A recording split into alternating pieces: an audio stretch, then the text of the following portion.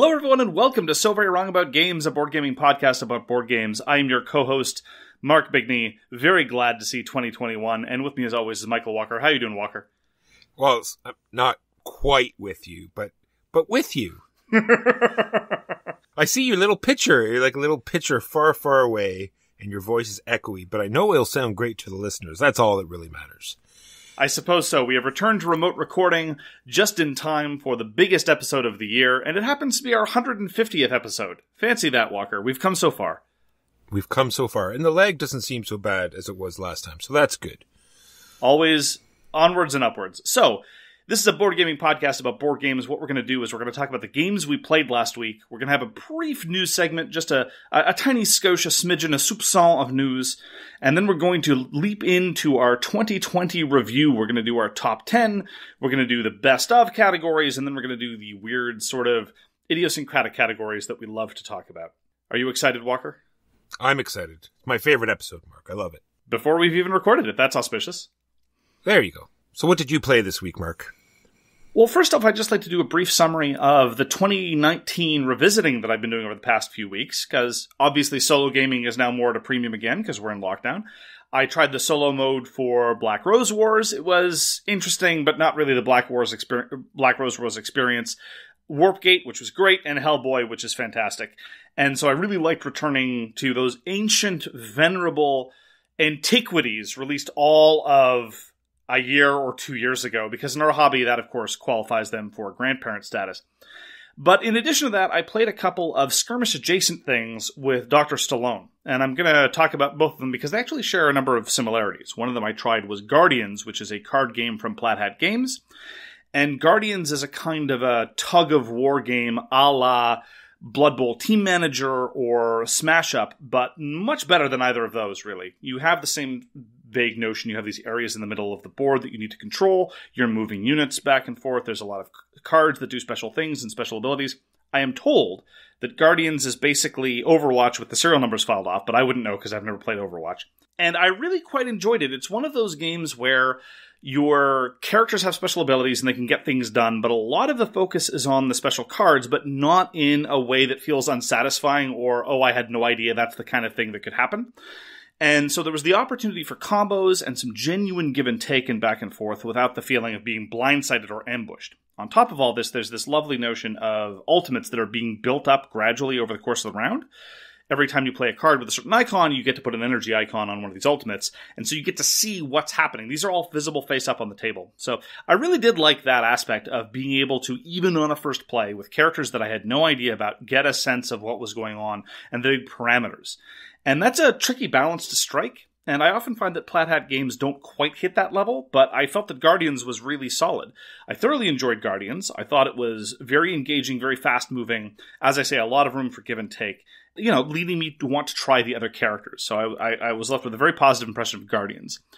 We also played Super Fantasy Brawl. This is by Jochen Eisenhuth at Mythic Games. This was released this year, and it crossed my attention because there was some co-development work done by Artyom Nichiporov, who has designed Guards of Atlantis and Warpgate and Trickshot. More on that later. I weep just mentioning it.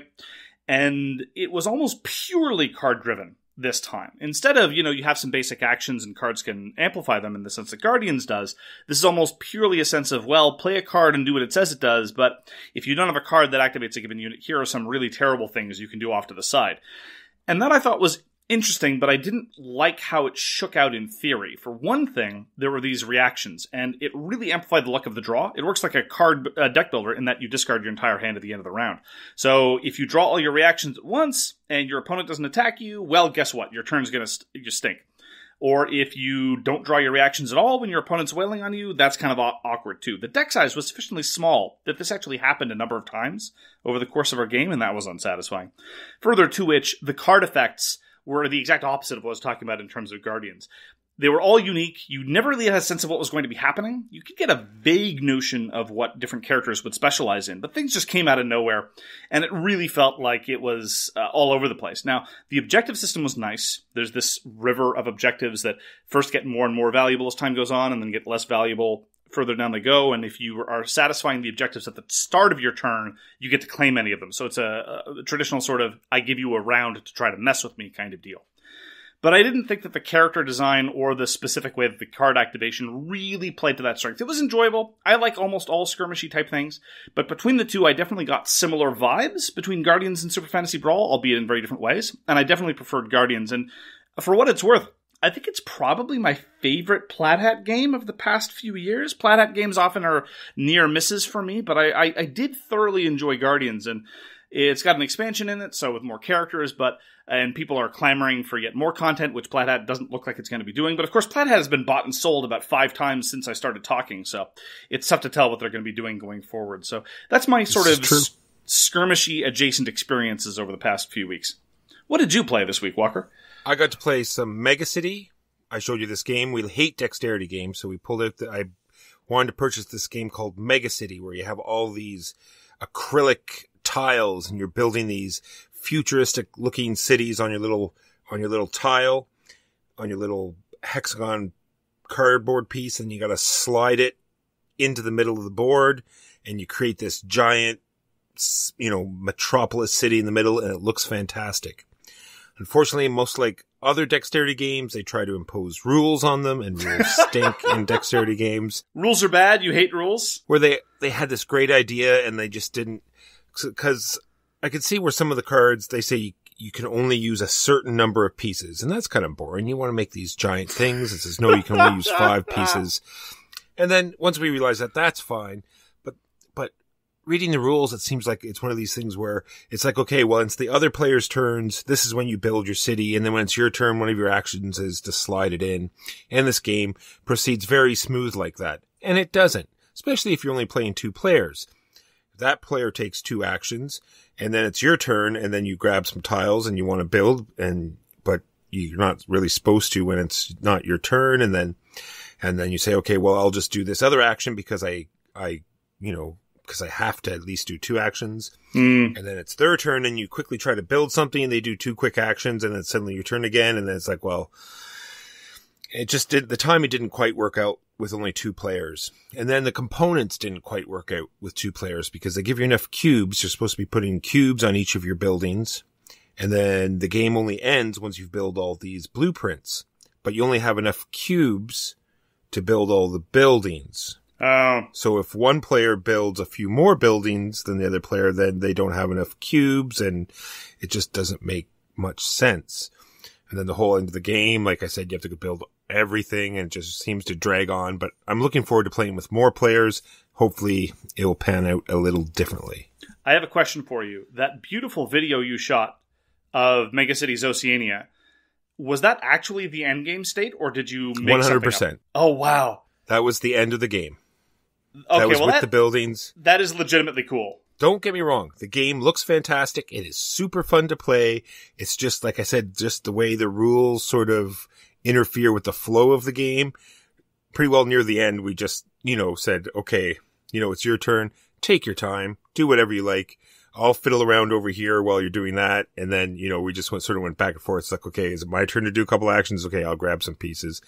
And it went back and forth like that. So, and then that being said, once you get through the basic blueprints, then you get into like the mega blueprints where it has to be 5+ pieces. So you can just go outrageously crazy with those.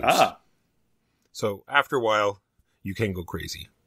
I wonder, Walker, based on your hatred of rules, your disdain for range restrictions, and your general dislike of subtlety or restraint, if your ideal dexterity game is being handed a sledgehammer and then being let loose in, say, some sort of masonry environment and told to destroy whatever you want. Okay, I trademark that now. That's my game. No one else can make it. That's me. No, it's when rules get in the way of fun, where it's like, okay, this is a great idea, and I wish they mechanicked it out slightly different, that it wouldn't get in the way of having fun instead of trying to rules lawyer it all the time. I hear you. And that is MegaCity, put out by Hub Games, designed by Jordan Draper and Michael Fox. Then you and I got to play Condos for Senior Citizens, designed by Laurie and published by Breaking Games. That's not what it's called, Walker. Sorry. Dwellings of Eldervale. which is interesting because we also played another game by Laurie, and we just played it today, Whistle Mountain, and they both share the same sort of thing where you both have odd or different workers, and you put them out and they do different things. And both games are similar in that they employ the same dynamic or tempo of worker placement, whereby on your turn you either put out a worker or you take all your workers back. So, let's get back to Dwellings of Eldervale. Do we have to? We do. I think I'd like to give it another try. Like you said, the combat, like I feel the combat system was terrible and is almost unforgivable. But other than that, the game was slightly engaging, right? Figuring out how to get your workers out, manipulating the board, the resources, everything else was very interesting. And then it got to the combat, and then that's where the game just died. I definitely agree that the combat is the apex of its awfulness, but the good parts aren't exploited properly. For example, one of the reasons why I was enthusiastic to try Dwellings of Eldervale, granted this was in the context of our death march to play the hot games of 2020 to make sure that we could try to be as comprehensive as possible for our best of lists, was this idea of getting these tokens and then customizing your tableau cards, because you're going to get these tableau cards, you're going to have these random inputs that you can then change over the course of getting these other tokens, and so you can sort of customize a tableau. And that seemed neat, and even when I was explaining the rules, Huey responded when I explained how that works, like, ooh, that sounds awesome. And it just didn't materialize in any substantial way. You get a couple of cards in your tableau, maybe a small number of them can be customized, you slot in a couple of chits and you call it a day. There wasn't this dynamic notion of acquiring a card and then working to make it just the perfect kind of card for you so it could work really well, much like the kind of joy you would get from fine-tuning your economy in Sidereal Confluence, right? Just getting the right combination of upgrades and looking and saying, yes, this is now humming the way I want it to. And on top of that, there was this awful combat system. And normally when there's an unfortunate resolution mechanism, you might be able to ignore it, or it might just hive it off, or not focus on it. But Dwellings of Eldervale has a set of very specific building requirements, specific resources required, and very specific placement restrictions. And the resource inputs are fundamentally random, and the combat outputs dislodge workers like crazy. They might get shoved around by an opponent's power, they might get kicked to the curb, and you can be in a situation where I show up and I maximize my combat odds and somebody else doesn't and they win, precisely because the resolution mechanism is relatively porous and relatively parsimonious in terms of the results. And then you're in a situation where, and this is actually going to be something that I had a little bit of a problem with Whistle Mountain, but less so, just by virtue of the tempo, everyone else has all their workers out, or a substantial number of workers out, and you just lost a big fight. And all your workers are gone. And there's nowhere for you to show up. If I place here, a monster comes and kills me. If I show up here, well, that's blocked by an opponent. If I show up here, well, they can just come and stomp on me for practically no cost. I just have to hope to get lucky, or go somewhere that I don't really want to go, and just hope that the board's going to look better later. I agree, there's lots of good stuff in Dwellings of Eldervale. I like the customization, I wish there was more of it. Some of the special powers are neat. I just really felt that the combat ruined it, and as I said while playing, I don't like it in a game where the building requirements are very specific. You need 2 of this resource, 1 of this resource, 1 of this other resource, and the resource inputs are all fundamentally random at the end of the day. So I ultimately found it tedious and unfortunate and fluky. True. Like, I love the part when you pull your workers back. That's when you trigger all these special abilities. But the fact that your workers can get sucked into all these combats that you have no control over because someone else started a fight with a monster, and then you have no workers to pull back at the end because they're all in the graveyard. And the arc of the game is unfortunate as well, because the map starts and there's almost certainly going to be a monster on the map. So you have this small map with a monster that's going to come chase you if you place adjacent to it. And at the start of the game, you don't really have a way to kill the monster, unless, of course, again, you get an incredibly fluky combat result, which banking on those is not a good idea. And then near the end of the game, killing monsters becomes trivial. Sure, I want to just make sure we're clear that this is after the first round. We did not let the monsters attack us in the first round. We did have the first round of peace. I don't think you were playing right. You should play the game right before you talk about the game. I know. I just wanted to make sure it was clear before the messages came in. Absolutely. Yeah, there were a number of clever things about Dwellings of Eldervale that just didn't manifest, and the tedious elements just kept coming back, and so I felt it was a seriously wasted opportunity in a lot of ways. And then we played Bonfire, which I don't think was as much of a waste, to me anyway. I really like this. Is the new Stefan Feld, really large Euro game. The theme is laughable, But the actual playing of the game I thought was very interesting and fun. You're like getting these goals, and when you succeed in the goals, it'll let you get these bonuses, which will like slowly churn your engine that much faster. And you're trying to, line up. It's got this huge end game scoring, which I'm not sure if it manifested or you could figure out why you weren't supposed to know who was winning the game, but there must be a reason why. But anyway, all the scoring comes off your own little personal player board. And I didn't mind it at all. I thought it was really fun, and I'm glad that I own a copy. I want to play Bonfire some more. I enjoyed it. I thought it was neat. I've commented before that I'm in favor of Euro games that work on this fundamentally goal-based mechanism. Acquire this thing that says, get the specific combination of resources or the specific combination of location things or some other weird combination of things and cash that in to get points. It offers a sense of focus. It can make a game that would otherwise feel like point salad not be point salad. And so naturally, this being a Stefan Feld game, it helped blunt that sensation. I think the theme is worse than laughable. I think the theme actually impedes one's ability to understand what's going on. Because just in the sense of trying to explain to people how the game worked, we ended up having to use our own terminology to try to make it clearer, but that led to another set of confusions. It's this weird, like the story at the start of the game doesn't make any sense at all. The only bit that makes any sense is the notion that you have to have a portal to be able to go from the outer ring to the inner ring. That's okay, fine. I'm not so sure why all the scoring is at the end of the game as well. You're right, there's not a whole lot of player interaction. There's a little bit of, I'm going to go take this thing before you can. I think it's all about the central, the pink pointer like I was talking about. I think if you can see the leader really needs a certain portal that the rest of the table can circumvent him getting that by just turning it, so he'll never, almost ever get it.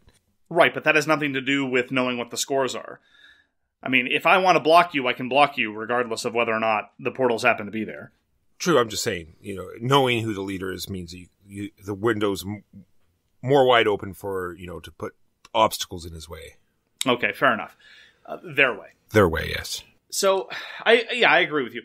One of the things that I had against Bonfire, though, honestly, was I was getting serious Voyages of Marco Polo vibes, albeit in a thematically clumsy, kind of awkward scarcity way, because Voyages of Marco Polo is fundamentally about traveling and satisfying demands.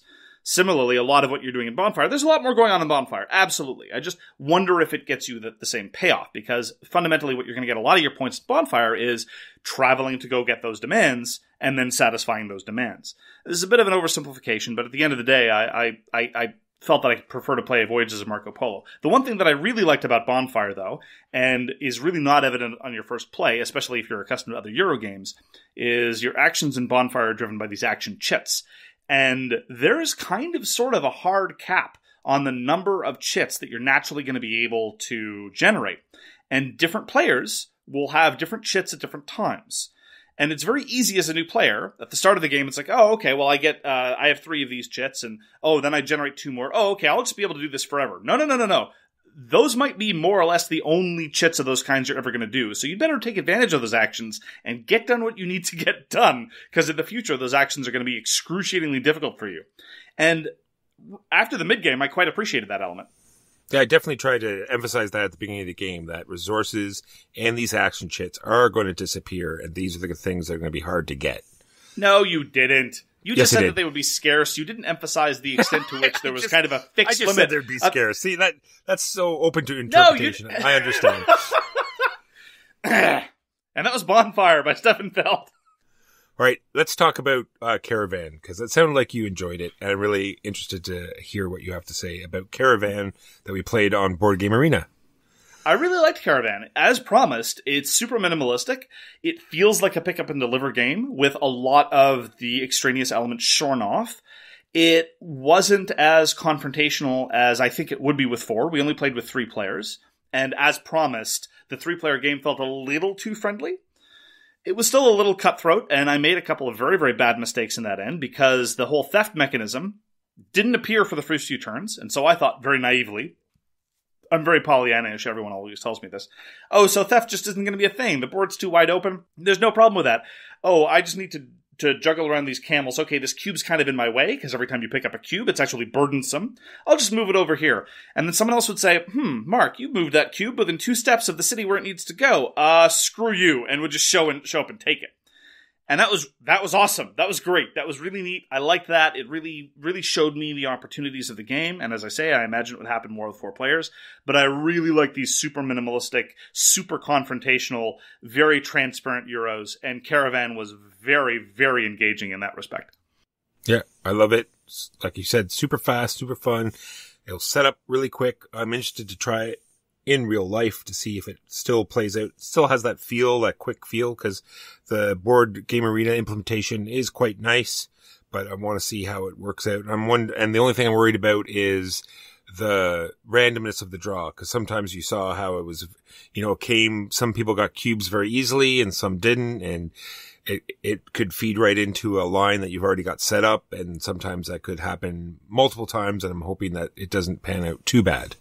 Well, this is one of those times where I think the digital implementation really does a service, because when you know what the composition of available cubes is, and the cubes come out randomly, and as you say, they might just happen to show up on a pre-existing line that somebody has, on a space that somebody's camped on, or what have you. When you know what the composition of the cubes is, you can try to make a bet as to what's going to show up. Midway through the game of Caravan, I looked down and said, a lot of the pink cubes haven't shown up yet. Most of the other cubes are gone, but there's still a lot of pink. I'll just camp on the pink space and camp on a couple of cube spawning areas that are empty and hope that a pink comes up. And sure enough, one did. If the composition of the bag were opaque, that would exacerbate that luck element. Because I agree with you entirely. It was a gamble, but it was an informed gamble. In the physical version, it would probably be an uninformed gamble, and that would probably feel arbitrary and unsatisfying. And the other thing that worked out differently was when the board reset, when the new cubes came out. Because I've been playing it, a turn a day or a turn, every few hours, where it really felt as though this is my time to take a turn. I'm just going to do what I need to do, regardless of whatever else happens. But when we were playing it immediately, it's like, okay, well, if I take this cube, the board's going to reset and a bunch of new cubes are going to go out, and I might not be able to utilize those cubes right away.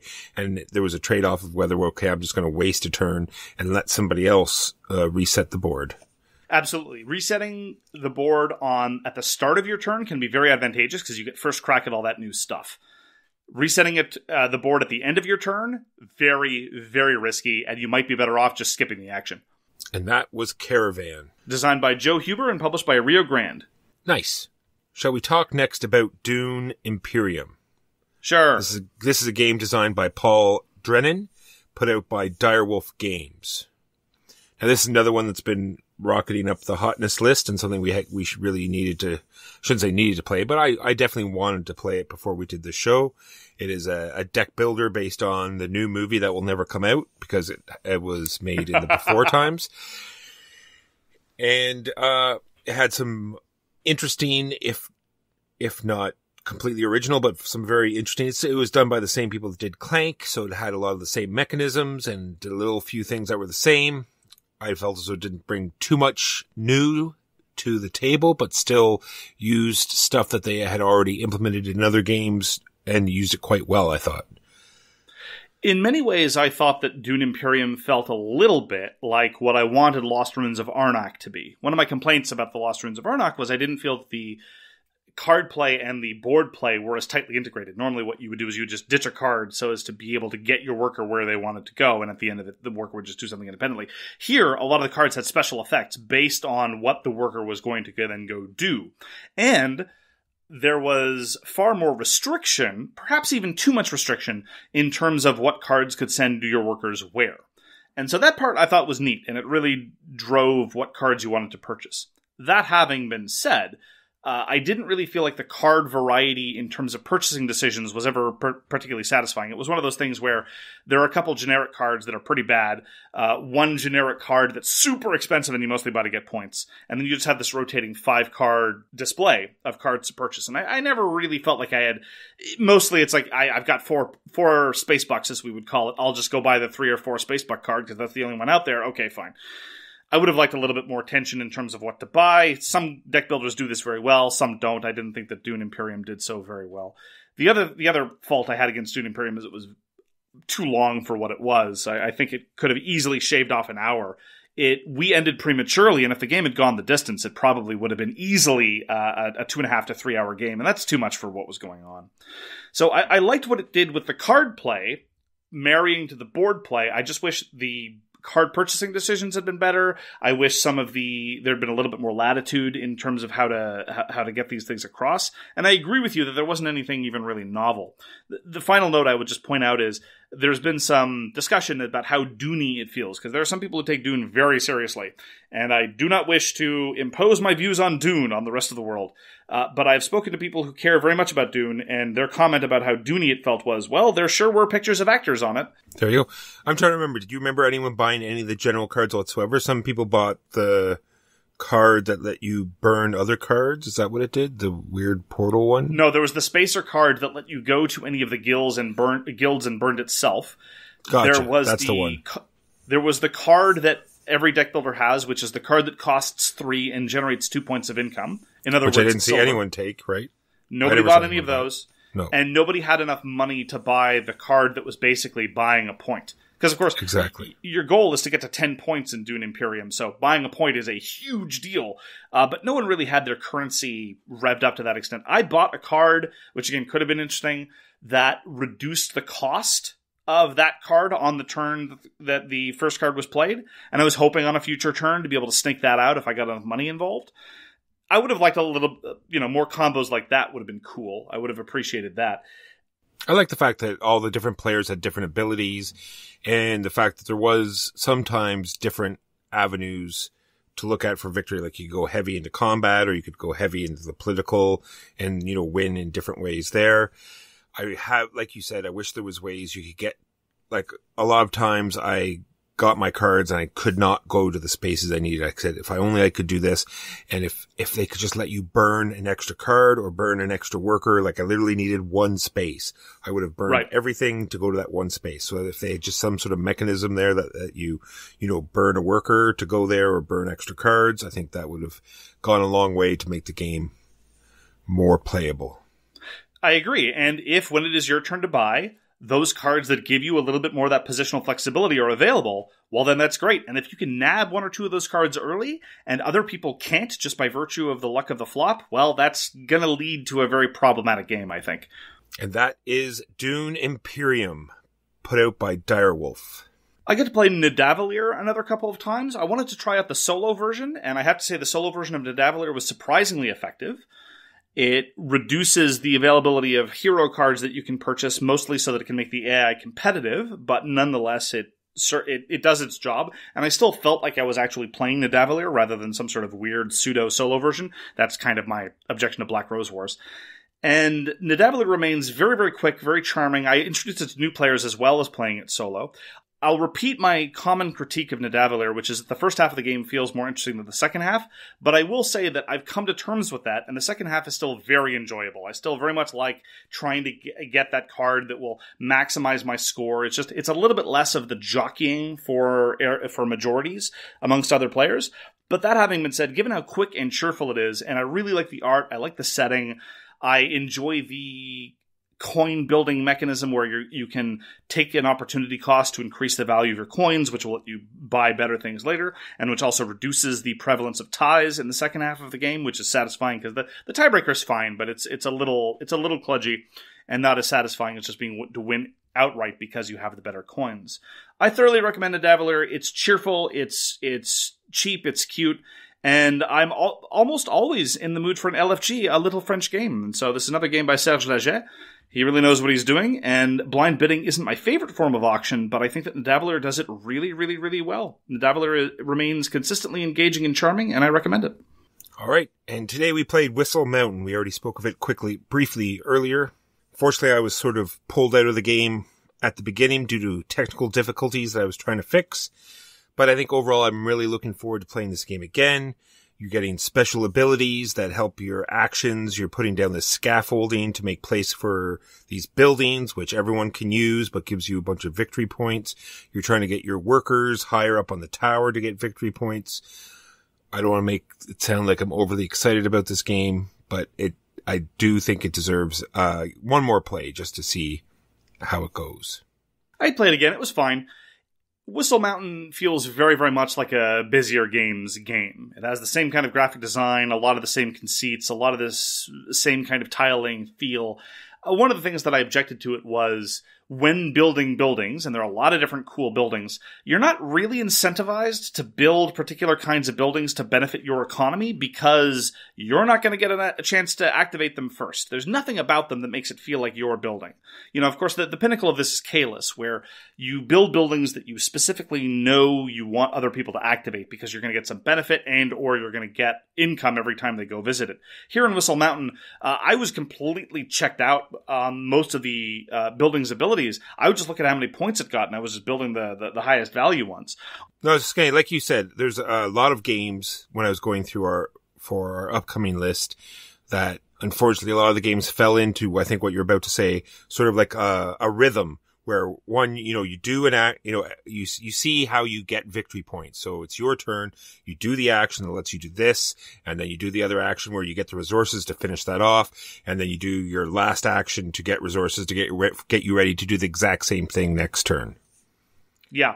I will say, though, in its defense, that Whistle Mountain, unlike both Nidavellir and Dwellings of Eldervale, it opens up in a kind of satisfying way. In the early game, it's very hard to get anything done, but in a reasonably satisfying way. You're scrabbling for resources, and then as the game goes on, more and more scaffolds get built, and that opens up the ability to build machines, and then when you build the machines, you get to use machines to go do more interesting things. That having been said, there's not a whole heck of a lot of player interaction. You're mostly just going to your own thing and doing the rhythm, put out the worker to get the resources, put out the worker to get the buildings, pull the workers back, build the buildings, score lots of points, repeat.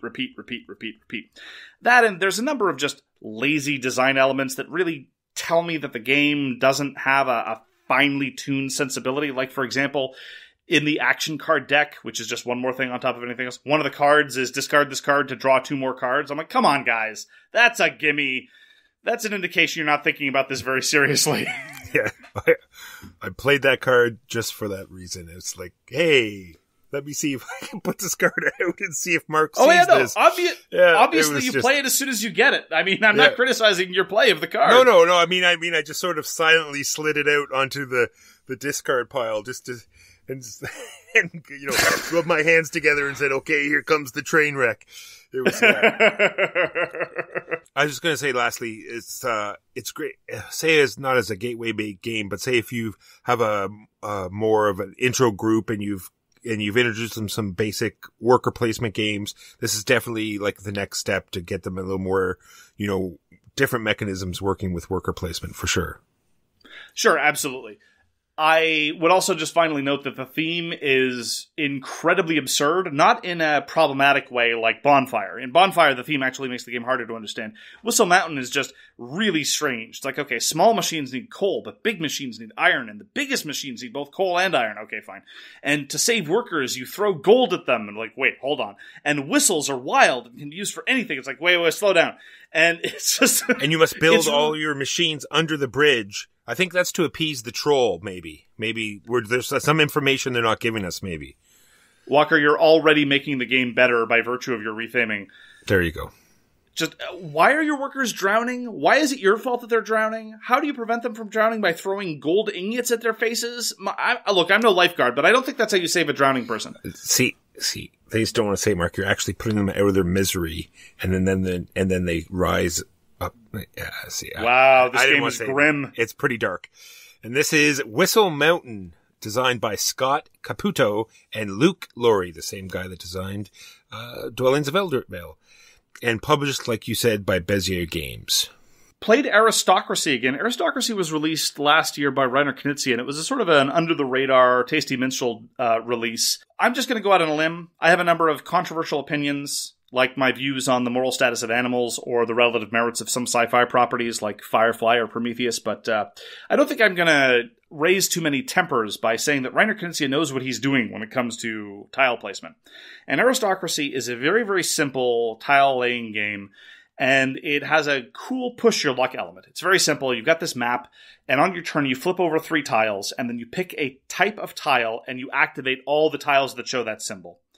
So sometimes you just want to activate whatever's showing the most of for a variety of benefits. Sometimes you look over and say, well, that's not the best, but if I don't take it, one of my opponents will, I'd better take it now. Or you just hope to let it ride, very much the same way that you might want to, the same tension you have with respect to resources in Agricola. You say, well, 3 wood is not an optimal placement, but if I don't take the 3 wood now, someone else might. Or do I let it ride for the 6 wood later? There's not a whole lot going on in Aristocracy. It's just standard sort of point-scoring elements of connect these 2 areas on the map, get points. You get points for having lots of buildings in the same area, get points, stuff like that.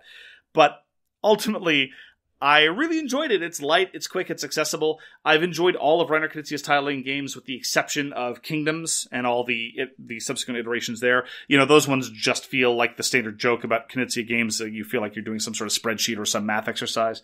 But Aristocracy is cute and accessible, and I'm very glad that I revisited it. And that was Aristocracy by Reiner Knizia. All right, lastly from me, we've had to put our Pandemic Legacy Season 0 campaign on hold due to Pandemic Season 2020. And we've decided to switch to online Gloomhaven Jaws of the Lion. And I think the digital implementation is great. It sets everything up for us. I like how... I shouldn't say this because I like sort of how it associates with the way the new Jaws of the Lion works. You literally open up the book, the map's there. You just have to populate the map. You don't have to worry about, pulling out all these different tiles and piecing them all together. There's like 2, I shouldn't say too much because I actually haven't pulled out my copy, but isn't there like 2 books that you sort of say, turn to this page on this book and this page on this book, and you piece them together. I really like how the new characters work. Like how much they're different than all the other characters. He seems to do this great job of just tweaking the cards slightly and makes you feel as though they have these totally different abilities and how they work. Enjoying it just as much as I did Gloomhaven, and more on this later. Well, actually, why don't we use that as the segue to our very brief and podcast-specific news segment, if that's acceptable to you. So this is a multiple of 5 episode where we talk about the Patreon. So we have suspended our pandemic campaign as mentioned. And so now our bi-weekly show, the Cure Files, is going to be replaced by the Hobo Chronicles, where we talk about our ongoing Jaws of the Lion campaign. And so for more thoughts on Jaws of the Lion, how it differs from Gloomhaven, what's happening in the adventures and so forth, full of spoilers, full of laughs, and full of deadly, deadly murder, you can tune into that. We are going to be ending our special pay for 10 months, get 2 months free sale in a couple of days. After that, we're going to replace it with a lower discount of pay for 11 months, get 1 month free. Anyway, we're very proud of our Patreon content over the course of the year.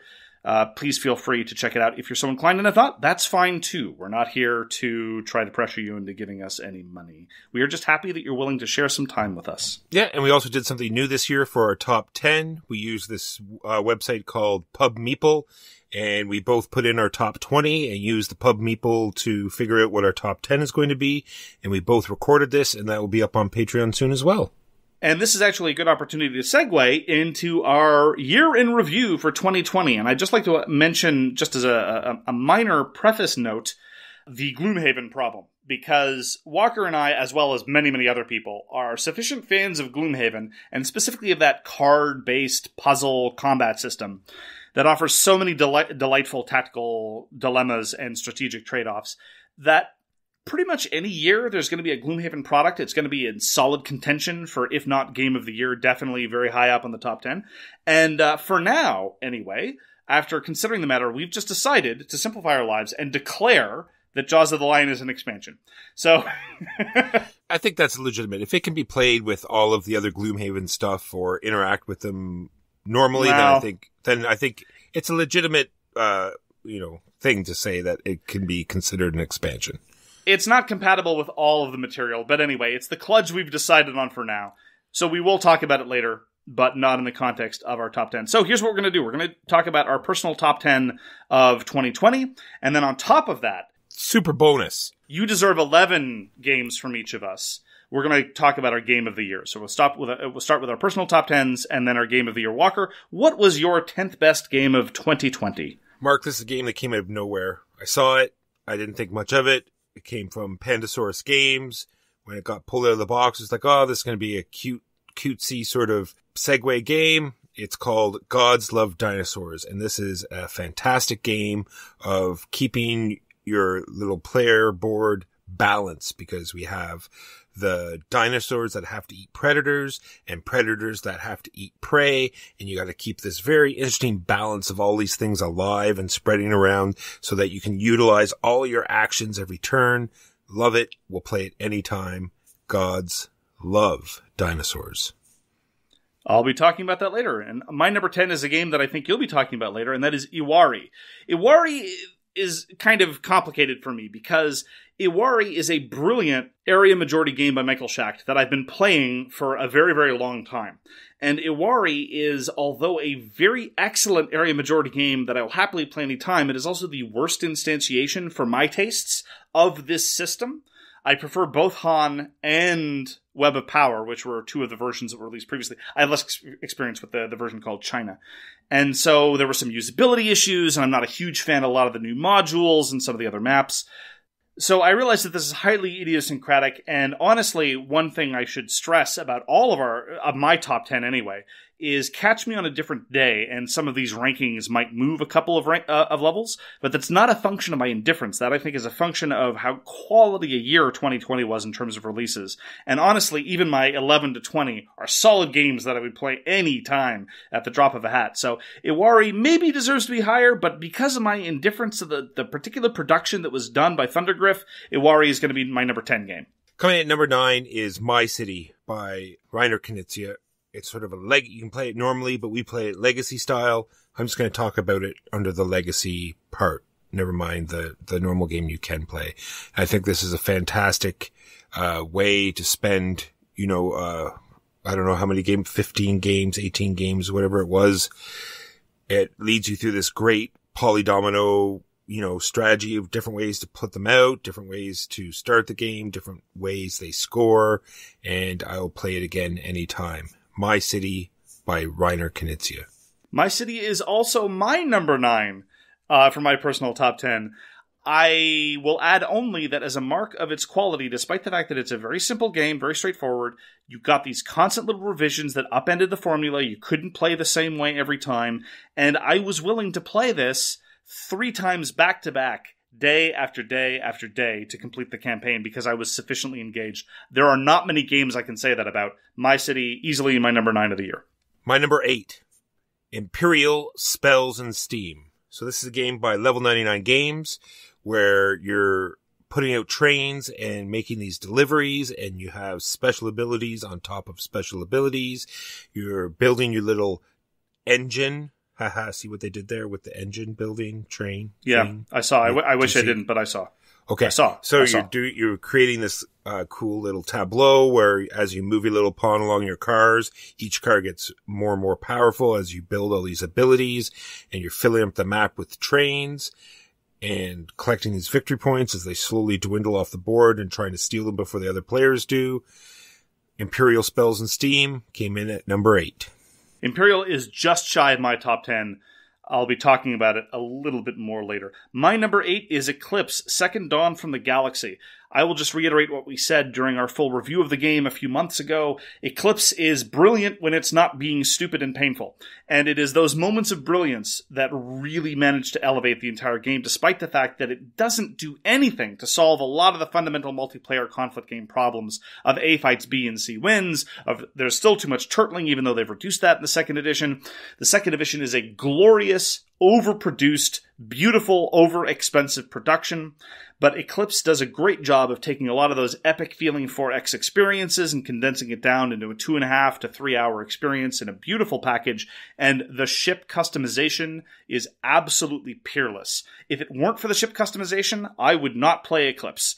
But because it's there and because it's so good, I will happily play Eclipse and put up with its manifest failings. That is my number 8, Eclipse Second Dawn for the Galaxy. Eclipse will be coming up later on my list, so I'll talk about it then. This just brings into gauge how I made this list and the fact that I love this pub meeple thing because it brings these two games up and you see them come up in the screen and you figure out, well, why am I going to pick one over the other, right? Is it great at different player counts? Is it good with certain groups or, what? it just, brings out why I just hate making these lists. And I just said right from the beginning, it's like, if I had the ideal people to play with, the right number, I was in the right mindset, and I had to choose which of these two games were going to go out on the table, then this is what it'd be.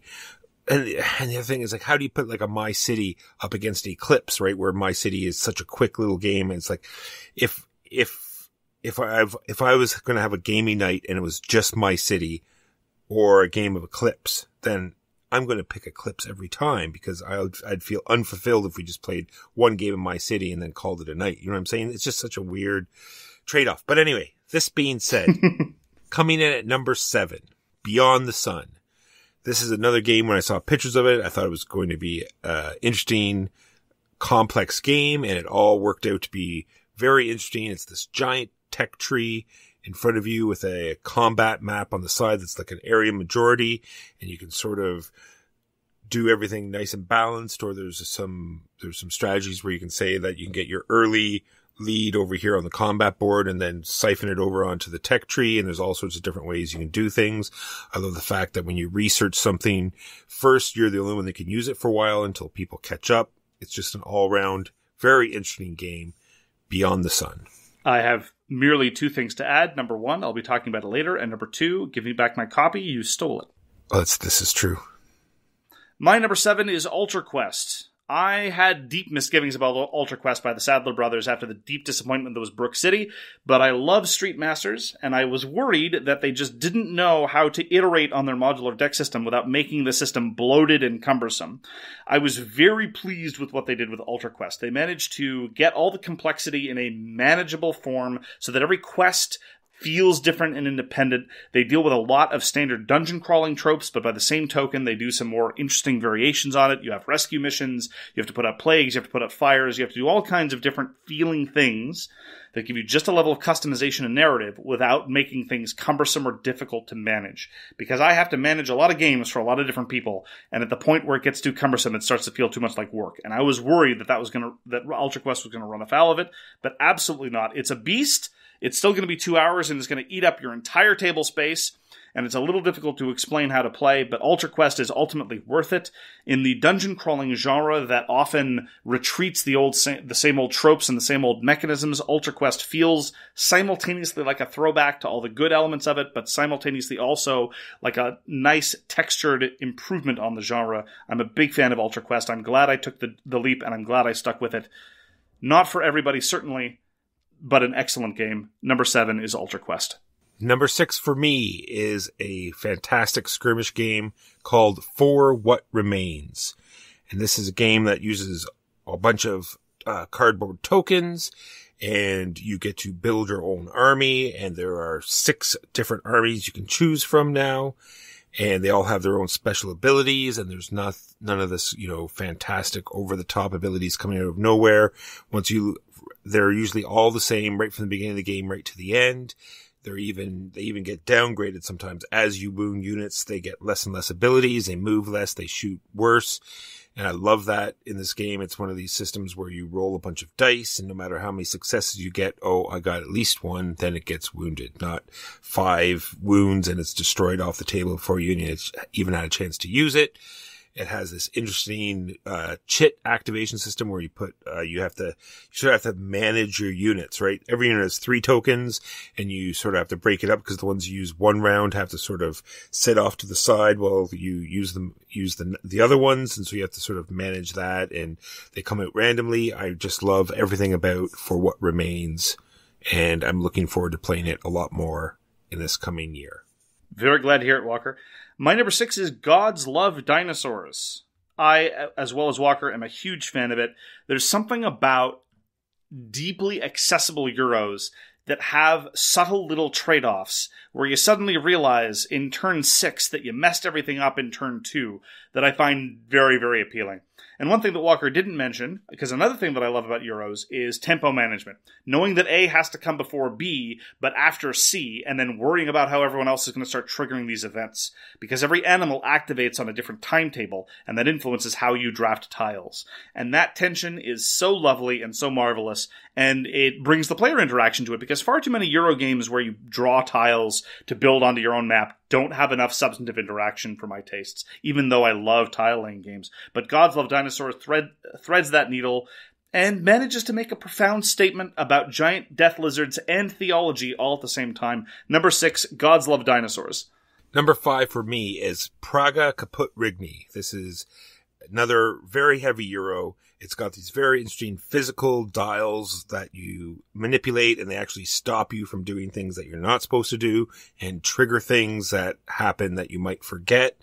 So I love that about the game. It's very visual. It's got these giant bandstands where you're moving cubes up and down.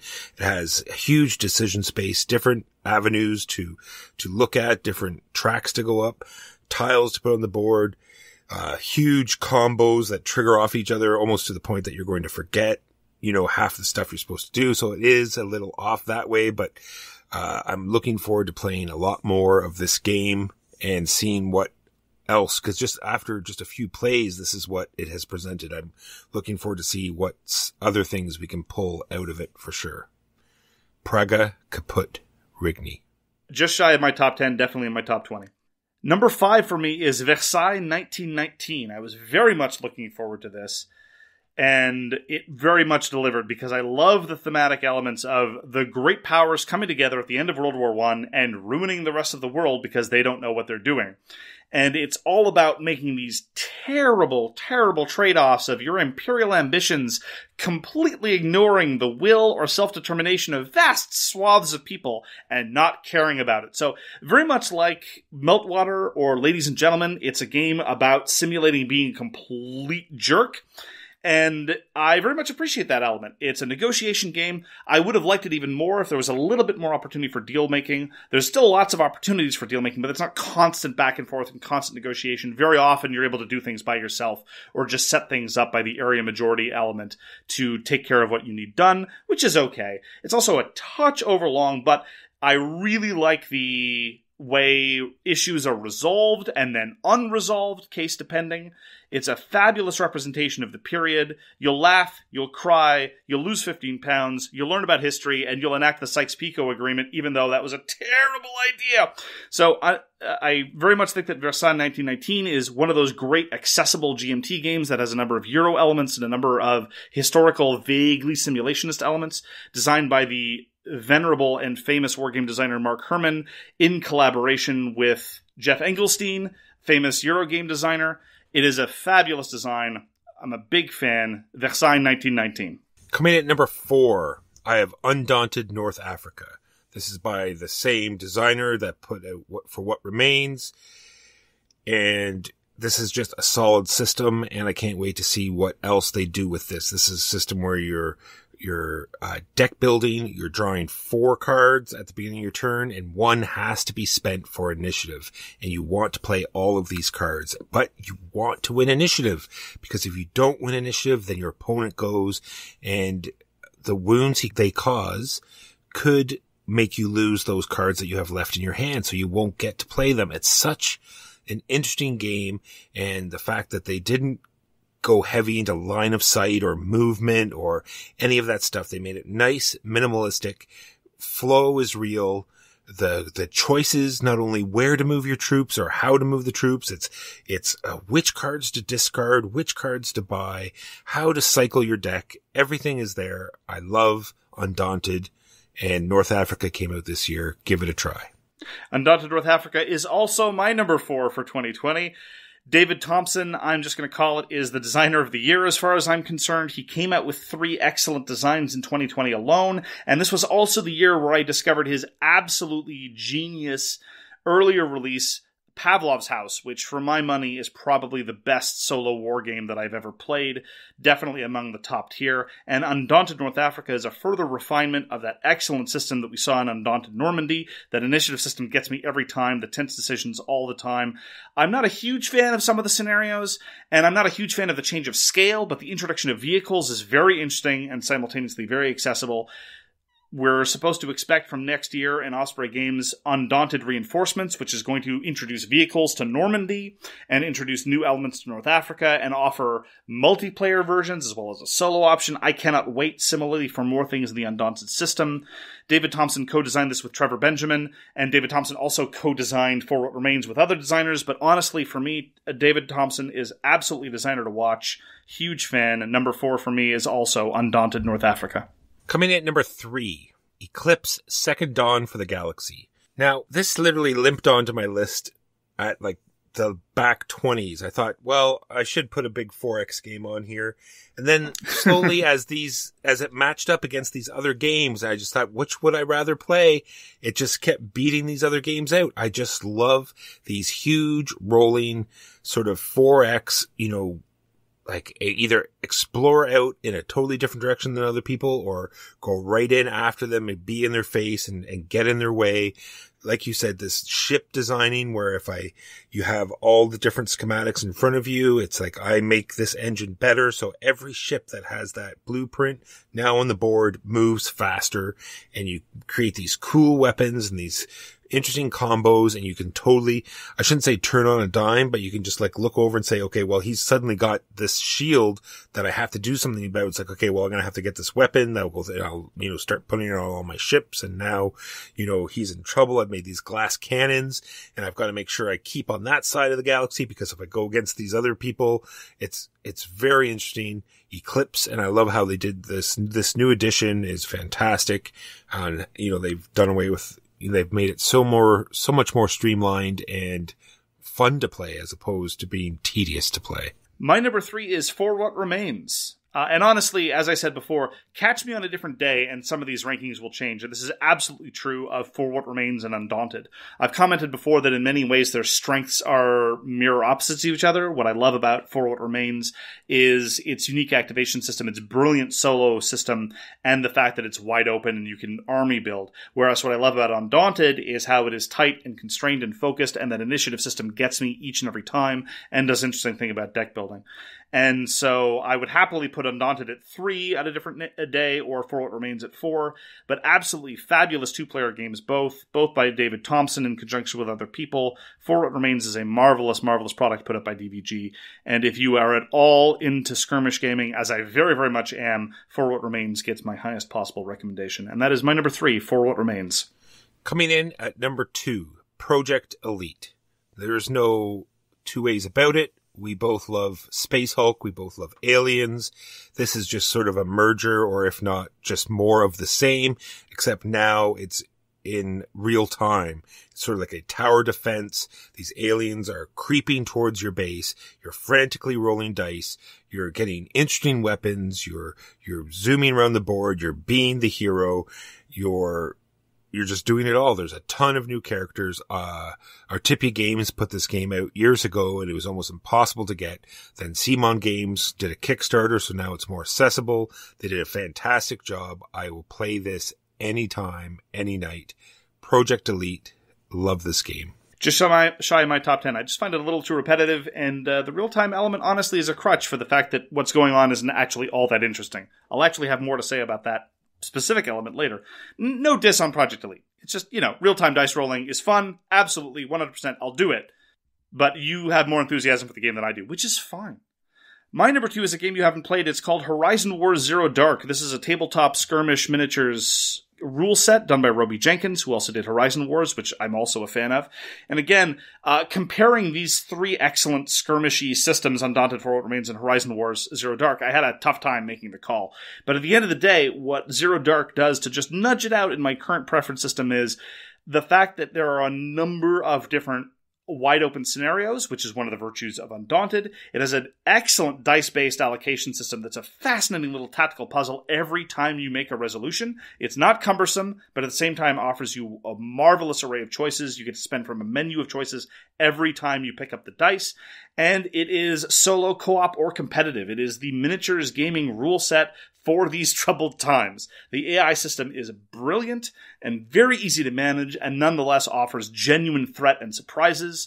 It's being very well supported by the designer. There's already been one supplement rulebook out already called Operation Nemesis, not to be confused with Nemesis.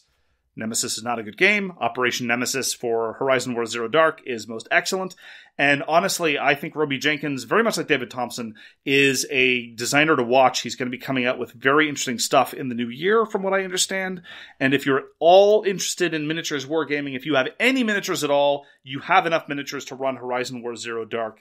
I would encourage you to go check it out if that sounds like the kind of thing you'd be interested in. It is a marvelous system, and I've had a ton of fun with it this year, being stuck alone, having to find some way to get my tabletop wargaming fix. My number 2 is Horizon Wars Zero Dark. Walker, what is your personal number 1 game of the year? My personal number 1 game of 2020 is a game that will stay in my collection. It is C.U.R.E. Deluxe Edition.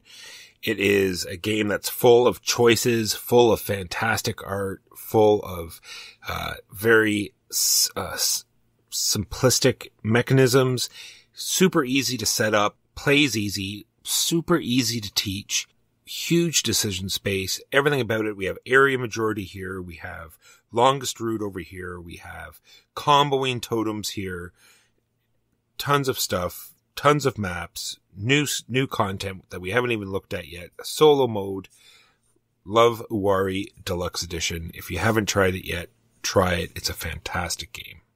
My personal number 1 is Beyond the Sun. It was my favorite Euro game of the year. Didn't really do anything stunningly original, but managed to bring everything together in a very satisfying package, which is very par for the course in the Euro design space. But what really gets me every time is the evolving action spaces. It takes this notion of a tech tree and combines it with some of the better elements of worker placement, where every round you get new worker spaces available. It doesn't have any cumbersome upkeep to take care of this. There's no cumbersome round structure. There's no overly cumbersome system of managing resources. You just get to the straight tense trade-offs of managing scarcity without having to deal with 17 different kinds of resources in an upkeep phase and a cumbersome income phase. On top of that, you have to balance your tech needs and your placement with the side military board, where you get to engage in direct area control with your opponents. On top of this, you get lovely little special powers, and it's a marvelous package. I think that Beyond the Sun is the best Euro game of the year, and I absolutely recommend it unreservedly. Put up a Rio Grande this year. My personal number 1 is Beyond the Sun. I agree with you. It looks really nice on the shelf, too. Damn you, Walker. And those are our top 10s of 2020. But there's a game that's better than all of those, Walker. There is. Mark, go ahead. It is with great pleasure and great satisfaction I can say that our game of the year for 2020 is Cosmic Frog by Jim Felly and Devious Weasel Games. In a market that is oversaturated with games that are fine and doing the same thing over and over again, Jim Felly has always been an iconoclast. But my appreciation for his work has always been tempered because I felt like sometimes the gameplay didn't live up to his mad genius. But with Cosmic Frog, we have something that is utterly, utterly unique. The theme itself is remarkable. You play as 3-mile-high immortal cosmic frogs devouring a dying world. And you get to stomp around with marvelous special powers, art that literally has to be seen to be believed, some of the best artwork I've seen in years that fully matches the theme. It is in your face, it is confrontational, and it is mean without feeling arbitrary. Not necessarily for everyone, but if you enjoy confrontational games where there's enough decision space to be able to go your own way or jump on somebody's face and deep kiss them with tongue and steal the swamp that was in their gullet, and then toss them out into the ether and punt them straight into Dimension 5, and then... I love Cosmic Frog, Walker. Yeah, these are things that happen. Like, you hear the theme, you think that this is just going to be some silly, or, abstracted thing that doesn't actually happen. This is what you do in this game. You plummet down. There's this giant impact as you land on this floating shard. You start devouring this stuff up into your gullet, and you're playing this mini game off to the side to try to get more oomph and special powers and stuff. And like you said, and it has this evolving thing where you say, okay, this is not working for me. This guy's doing this. I need to stop him. I'm going to switch my special power up so it can either attack more or do this other ability. It's just an all around very interesting and fun game. Love Cosmic Frog. We'll play it anytime. And the fact that it plays at such, different, player counts with no problem. The setup is slightly tedious. I don't want to, just go on about how everything's great, but the setup is a little tedious. But once you get past that, I think it's a fantastic game. It's one of those things where it really is the total package. I agree with you that the setup's tedious, but the components are marvelous, and so you do get to appreciate these lovely chunky tiles that are of varying thickness based on their value, and you get to set up on this lovely neoprene mat. This is the culmination of many years of really astonishing creativity, and I cannot wait to see what Jim Felly comes up with next. This is, again, not something you're going to find from any other designer on the market. We might enjoy Stefan Feld games. We might even enjoy games like Reiner Knizia Tile Layers, and I might think they're among the best in the business. But at the end of the day, nothing is quite like Cosmic Frog. And it's not just its uniqueness is actually coupled with tense, compelling, engaging, wild, amusing, unexpected gameplay. I cannot recommend Cosmic Frog enough if you are willing to deal with slightly confrontational games where you're rolling dice to punch people in the face. It is a masterwork and unreservedly the So Very Wrong About Games Game of the Year 2020. Now on to our other categories, Mark, which are sometimes fun. I like fun. Sometimes silly. All right, let's start with best expansions. I have a few here, and I'm sure some of them are the same as yours. Like Root Underworld was fantastic. It didn't make my top 3. I very much like it. The Civ Terra Incognita expansion, because we played it quite a bit this year. And I thought it not that it, is over and above any of the other expansions. It's just the fact that it brought so much more to that game and brought it to the forefront and made it more playable. I thought it was a reason to talk about. Agreed. Civilization of New Dawn Terra Incognita is one of my top 3 expansions. Would I rather play Root? Absolutely. Any day of the week. But Civilization of New Dawn was a deeply flawed game, and Terra Incognita, in terms of value added, is definitely one of the best expansions of the year in terms of how much it improved the base product. And then the last one I have listed here is the Endeavor Age of Expansion. Also another solid expansion, minimal rules overhead, maximum variety, I agree. The other 2 expansions that I just want to give a shout out to in addition to Civilization of New Dawn Terra Incognita is Spirit Island Jagged Earth, because the amount of variety and design work that goes into each and every expansion of Spirit Island is truly mind-boggling. Every minor power, of which there are dozens and dozens, has been finely tuned and gone over very carefully. This is truly one of the best developed game systems on the market today, and Jagged Earth continues in the grand tradition of Spirit Island. And since we're going to kind of cheat and say Gloomhaven Jaws of the Lion is an expansion, it absolutely deserves recognition as an amazing, amazing product. It's a great entryway for Gloomhaven if you're at all inclined to see what all the fuss is about. Much more affordable, much more manageable than the full package, and it's still the same marvelous card play. Now, to a new category that we've added just for this year, because this year's so fantastic. This is the best COVID or solo or 2-player games. I just listed a bunch. I don't know how many did you list? I've got a bunch too, yeah. I tried to put them in little categories. Yeah, these are pretty just the games that because I played so many solo games that I've never played before. You're going to have a lot more in-depth things to say because you've played solo games before. I have never played solo games before. You've been popular. I have never been popular. That's why. Same with 2-player games. I know you and I play a ton of 2-player games, but we played them a lot more this year. Anyway, usually when we have a chance to play 2-player games, we go back to like very old classics. Anyway, yeah. So these are the ones that we played a lot this year. Go ahead, you do your list first, Mark. Well, first off, there's just the category of skirmishy type games because I love skirmish games and don't have nearly enough time to play them 2-player. So Horizon Wars Zero Dark and Blood on the Rails both have fabulous solo systems because AI systems often tend to be stupid or cumbersome, and both of these games manage to avoid both of those. You get interesting reactions from your opponents without having to go through an endless spreadsheet of if-then considerations. And so I just wanted to give a shout out to those 2 excellent skirmish solo games. The ones I have on my list for that are Undaunted North Africa. Seastead we also played. It was a fantastic 2-player game. My City we played solely 2-player with the legacy version. It was great. Fujikoro I played both 2-player and solo. It was fantastic. It just barely didn't make it into my top 10. It's this fantastic game where you're like Minecrafting weapons and armor, and depending on what color and how many cubes you put in determines how good the armor or weapon is. I thought that was very interesting, and played a lot of Fox and the Forest Duet. It's a great trick-taking game that came out in 2020, and I already talked about Praga Kaput Rigny. It just has a very minimalistic solo variant. There's one that you can, go to their website and see a more in-depth, solo variant, but the one that they have in the book is so easy and still engages you. I don't mind playing it that way. Yeah, a lot of people seem to have enthusiasm for the solo designs of people like David Turkce, where you have an entire 5-page rulebook about how to deal with the solo system.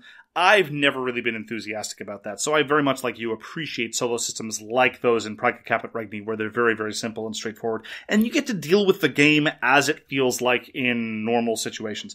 C.U.R.E has a very good solo system. It doesn't feel quite like the normal game, but it was relatively simple to apply, albeit with Thundergriff's terrible rulebooks. The Imperial Spells and Seams solo system was very, very, very good indeed. I was a big fan of that. That's available in the expansion. And Nidavellir, as I mentioned before, is a very good solo system that replicates a lot of the feel of the base game. And so those are some of the Euros released in 2020 that I felt were very, very good solo. I wouldn't necessarily recommend C.U.R.E or Nidavellir 2-player, but Imperial is quite good 2-player. And the final thing I just want to stress again is Ultra Quest. Ultra Quest is great solo and 2-player, and one of the things that's best about it is you're not even losing anything because 3 and 4-player Ultra Quest is a mistake. All right, and that is the COVID 2-player solo category. On to the next one, which is the best game you didn't like. I love this category. This is the category where we talk about games that we respect more than we enjoy, right? These are the games where we're like, oh yeah, that was really well done. I don't want to play it. And I find this sometimes even more telling than the games that you can just recommend unreservedly. So I've got 3 listed here, actually, of games that I thought were very well done, and I don't want to, and that I either don't want to touch or feel like they didn't quite hit with me. I only have 1.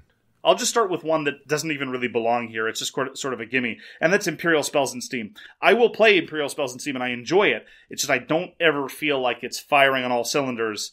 Did I just make an unintentional train pun again? Can you say that? Do trains have cylinders? I guess they don't. Okay, never mind. Good. I've avoided the train pun.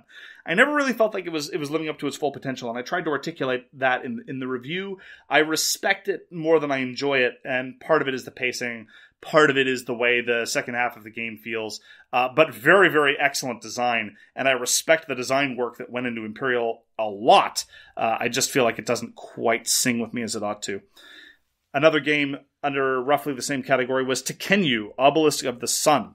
I respect a lot of the design work there, and Daniele Tascini knows what he's doing, but oh my goodness, does it end up being an arbitrary set of disconnected building requirements and themeless managerial nonsense that doesn't grab me at all. And there's a lot of strategic depth there and a lot of trade-offs to be made. I just don't want any part of it. The 2 games I have in here are On Mars. We played that quite a few times. I understand that a lot of people like it, but it definitely was just not for me. It was just one of these games that every time you pull it out, you'd have to relearn the rules. And the second one was Imperial Struggle. I think if you were more into that sort of historical period or more into 2-player games, this would be a fantastic game for you, but it just did not do it for me. There just seemed a lot of rigmarole, as they say.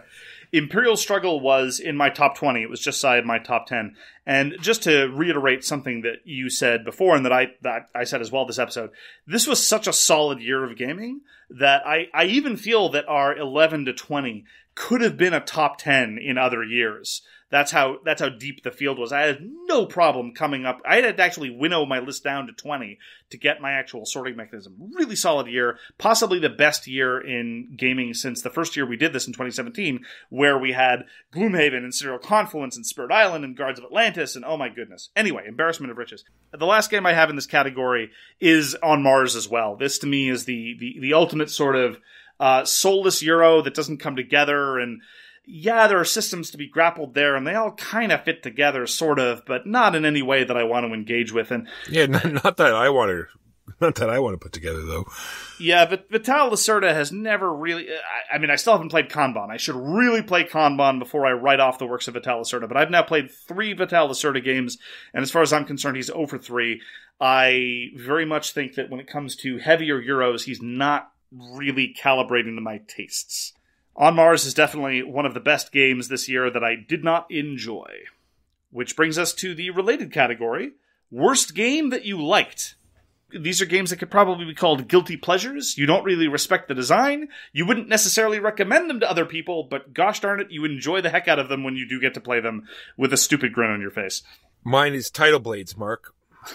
Terrible game, but the theme is so good that I love it. I don't care that, the being denied all the dice and having to just recycle them over and over again. I just love how the whole layout's done, how the production is so high, how it makes me feel that I'm in the game. I've got this guy's back. I'm going through these trials. I'm making him the hero that he wants to be. Title Blades, I'll play it anytime, even though it's a terrible game. Your enthusiasm is evident from every time you explain the game to a new player and you take that box lid and you shove it right in their face and you say, "Welcome to Nidavellir." Welcome to Nidavellir. Yeah, love Title Blades. I as well have 3 games on this list, worst game that I did like. One of them is Infinity Gauntlet Love Letter. This is a game where you draw a card and play a card, and you do whatever the card says you do, and I do at least appreciate... I had some dumb fun with the first Love Letter, but Love Letter, the default version, has player elimination. And at least in Infinity Gauntlet, you get to make Walker play to the very end and watch him suffer because he does not like Infinity Gauntlet. No, sir. I don't have any enthusiasm for the theme. I don't think that the decision-making is particularly quality. I just really like how it instantiates 1v all in a slightly different way, and I very much enjoy maintaining some of the goofy fun of Love Letter in a format that doesn't run afoul of things like player elimination. My last one is Last Aurora.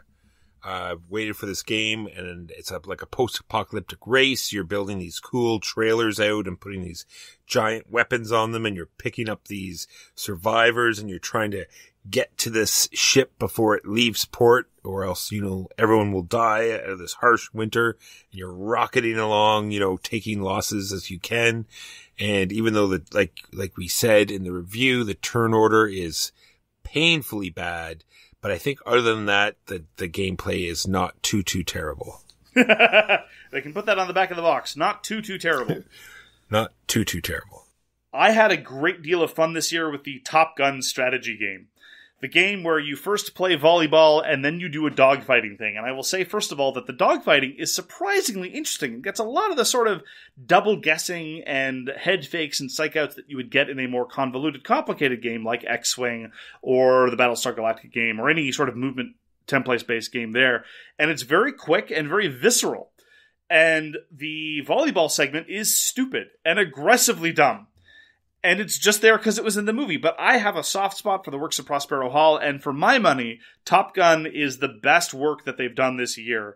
I really enjoy Top Gun, despite the fact that the volleyball is grotesquely silly. The color palette... I was going to say the neon pinks, man, it's so great. You want to put on your big mirrored sunglasses and...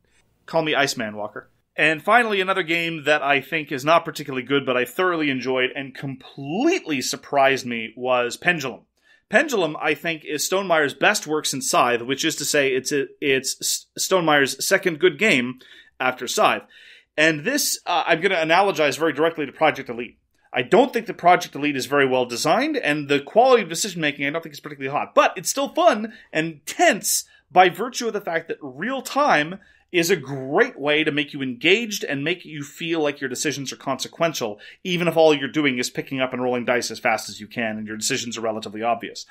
Pendulum, similarly, is the bone driest of silly and banal worker placement, where I put a worker here to get a yellow cube, and then I put the worker over there to turn that cube into something else, and then I put a worker over there to turn that something else into points. But oh my goodness, put some sand timers in there, and I'm surprisingly willing to suit up. It's not fabulous. I don't think it's the deepest thing in the world, but I am willing to go along for the ride, even though if it were not a real-time game, I would decry it as the most mediocre piece of filth imaginable. So I still enjoy Pendulum, and if I'm able to find any other people that enjoy playing it, I would happily sit down to a game of Pendulum. And so those are some of the worst games of the year that I enjoyed. Onward to a very sad category, our biggest disappointments of 2020. So the biggest disappointments, I talked before about Prospero Hall, how much I enjoy a lot of Prospero Hall's games.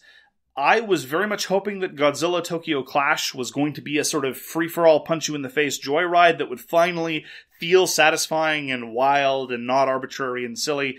It has all the standard multiplayer conflict problems. It doesn't even bother to try to address them. It wasn't until Black Rose Wars, not released in 2020, that I finally found a game that could really work in that way.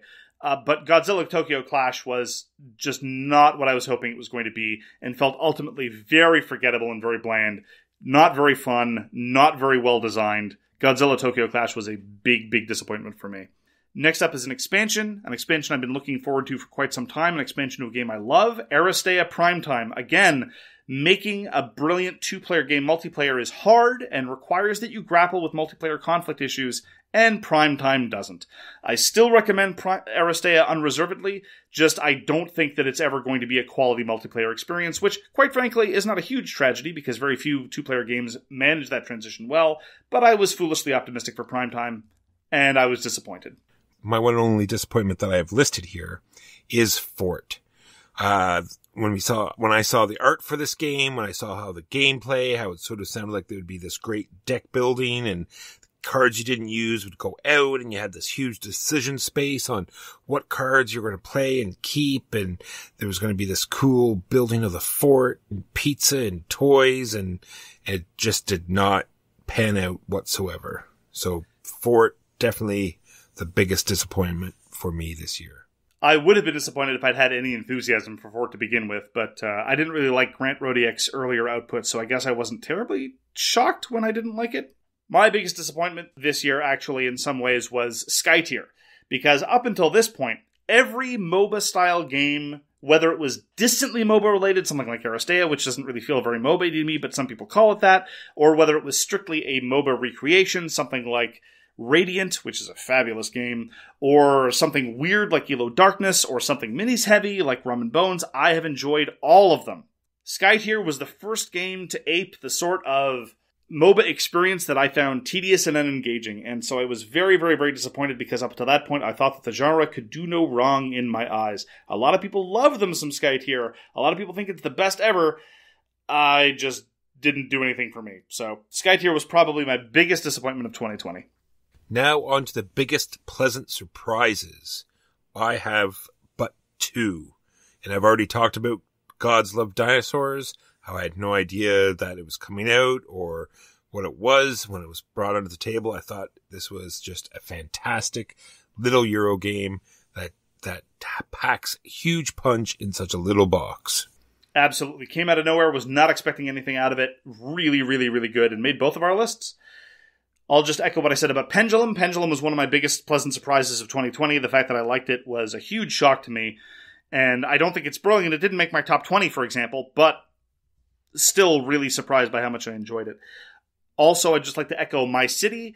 I didn't think that I would want to play the same polyomino tile-laying game 24 times, time after time after time after time. And I thought that I was done with legacy campaign formats, but leave it to Reiner Knizia to find a way to reinvigorate it. I was completely floored and unprepared for how much I enjoyed MegaCity, especially the campaign elements. And perhaps my biggest pleasant surprise was, again, just shy of my top 10, Castles of Tuscany. I've gotten very jaded about the output of Stefan Feld. I didn't really like Castles of Burgundy, but it was fine. Bonfire's fine. A whole lot of his games are fine. Point salad, over-chromed, unnecessarily convoluted system mastery, nonsense. Oh, let's graft on a set collection element for no damn reason. But Castles of Tuscany is incredibly pared down, but all in the best possible ways, with tempo trade-offs and building trade-offs and worrying about supply issues with respect to your opponents and who's going to get to that Benny first. I thoroughly, thoroughly enjoyed Castles of Tuscany despite having zero expectations. Definitely, I think, my biggest surprise of 2020 in a pleasant way. All right, now on to the ones that got away. And I thought we did a pretty good job on them this year, as opposed to other years. I think we buckled down this last couple weeks and got some of the, big buzz games played. There are one or two on my list that I wish I had, but other than that, I thought we did a pretty good job, Mark. I agree, Walker. So what missed your attention this year? Well, I have some that I just want to play just because they look cute and amazing, and two here that I really wish I had played. Aliens, Another Glorious Day. I wish we could have got in before this second lockdown. And In Search for Planet X has been getting a huge lot of buzz. I wish we had played that. Rising 5 didn't go over too well with people, but I really like that sort of, I was going to say Minecraft, but it's, what was that old game? Deduction. Deduction, figuring out what's what, sort of incognito style. Search for Planet X, I definitely want to give a try to. There are a number of things that I would have liked to have been able to try. Probably Hallertau, the latest Uwe Rosenberg worker placement game. Doesn't look like necessarily it's going to be able to top A Feast for Odin, but I'm always interested to try his output. Sumatra by Rainer Knizia, as I've said, the man knows how to do tile placement. This is more of a set collection thing, though. It seems very, very light, but a lot of his very light games are really very solid, and I think Rainer Knizia is in very much a renaissance over the past couple of years, so I would like to try that. Etherfields by Awakened Realms. Most of their output, I think, is trash, but you have to keep your eye open because sometimes it's surprising. And we very much enjoyed Tainted Grail, and so maybe Etherfields would have hit the same note. Tough to tell. The biggest thing, though, for me, and this is very, very much another installment of our long-running feature, Screw You Canada, is Trickshot by Artem Nichiporov. A lot of people in America have their copies. Some people in Asia have their copies. Canadians do not have their copies. And this is a game about ice hockey, Walker. This is a game about ice hockey. This is an insult that we do not have our copy of Trickshot yet. It's a really, really excellent two-player game. We've played earlier versions, but we don't have the final production version. I want my copy of Trickshot, Walker. Agreed. The cute games that I want to play, Honey Buzz, Calico, and like you said earlier, I haven't had a chance to try Horizon Wars Zero Dark. I definitely want to give that a roll. I would be happy to show it to you. Next up is the most anticipated of 2021. I have but one game on this list because the rest go on the list after that one. Okay, well then why don't I start with the games that I'm looking forward to? There's Oath by Cole Worley. Cole Worley, of course, needs no introduction, brilliant designer. And this, again, is him trying to fiddle with the kind of legacy format. And if anybody can reinvigorate it, then I think he might have a shot. Everything by Mind Clash in 2021, namely the new Anachrony expansions, the Perseverance Chronicles. Mind Clash, I think, so far has a sterling record, and they absolutely design the kind of Euros that I want to play. The same is true of Splotterspellen, and they're supposed to be coming out with a new game possibly this year called Horseless Carriage. And Splotter is absolutely an insta-buy for me as far as I'm concerned. They know how to do Euros. There's also Guards of Atlantis 2 by Artem Nichiporov. Supposed to be fulfilling this year, but who knows? It could be another instance of Screw You Canada. Maybe we'll get it in 2023. Tough to tell. We've played early versions of it, and it's absolutely sublime, so I can't wait to get my hands on it. And finally, there are a couple of space combat games in the tabletop miniatures sphere that are going to be releasing early in 2021, and that is A Billion Suns from Mike Hutchison, who designed Gaslands, one of our favorite tabletop miniatures games. And this time it's going to be about giant spaceships instead of Hot Wheels cars, which, no game is perfect, but I'm very much keen on that because I love science fiction. And similarly, I talked before about the fascinating output of Roby Jenkins. Well, he's going to be designing a game called Horizon Wars Infinite Dark, which is him taking his brilliant D12 dice combat system from Zero Dark and kind of porting it to a spaceship combat game. And I cannot wait to play that. I've seen some early production work, and it is definitely shaping up to be something interesting. And so those are some of the things that I'm looking forward to in 2021. The one game I'm looking forward to in 2021 is Frostpunk. It looks fantastic. The fact that it's got this huge arcing story, and hopefully it'll play great solo or with more players. And this whole sort of under constant stress, I think will be much better with a group of players. Didn't much like the video game by myself, but I think if a bunch of people around the table all working together to overcome, these hardships, I think it's going to be a very interesting game. Looking forward to trying Frostpunk. I don't want to be a downer, Walker, but what do you think the over-under is on Frostpunk actually releasing in 2021? In 2025? Very good. Very good. Okay. 2025 is a good year. I don't think you heard my question, but that's fine. Onward to the next category, and it sucks to end on a downer, but I think it's appropriate. The game you want to be so good, but won't be. What do you got for us, Walker?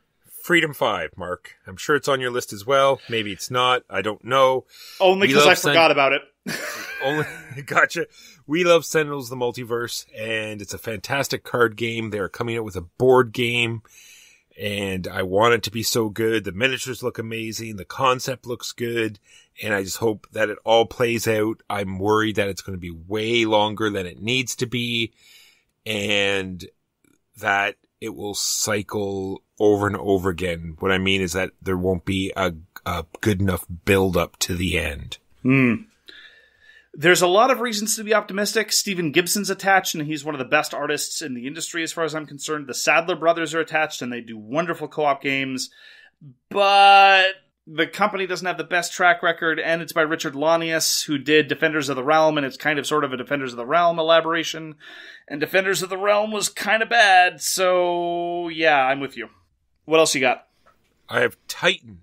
It's this huge plastic strip mine of a planet, and you're building down, you're creating these modules, and you're sending out these drones, and it looks fantastic. You're setting up this pipe network that like slots right into this giant board, and it looks like it looks fantastic. All these different expansions, because it's this huge Kickstarter, so it looks like it's going to be fantastic, and it's going to be awful. I know it. I can't wait. And lastly for me is a game called Wonderland's War. It's by the same people that did Tidal Blades, Druid City. It has these fantastic poker chips. It's sort of like this bag building based on Alice in Wonderland. It's got this interesting drafting where you're going around the Mad Hatter's table and you're picking up these abilities and cards and chips, and then you're fighting these battles on the outside. And I'm really hoping that it all comes together and creates this interesting game. And we can only hope. So I've got two entrants here on this category that I actually put in this same category last year. So these are holdovers from 2019, and those are the two of the games from my favorite designer in the world, Erica Bujoris, despite the fact that I've never played any of her games. That is because she's designing the Steven Universe Beats-a-Palooza card battling game, which again, some people already have, but screw you, Canada. And I have no faith that it's going to be good, but I love Steven Universe so much, with the fiery passion of a burning sun. And she's also designing Scott Pilgrim Miniatures The World, the Scott Pilgrim Miniatures game, which I have also no reason to think will be good.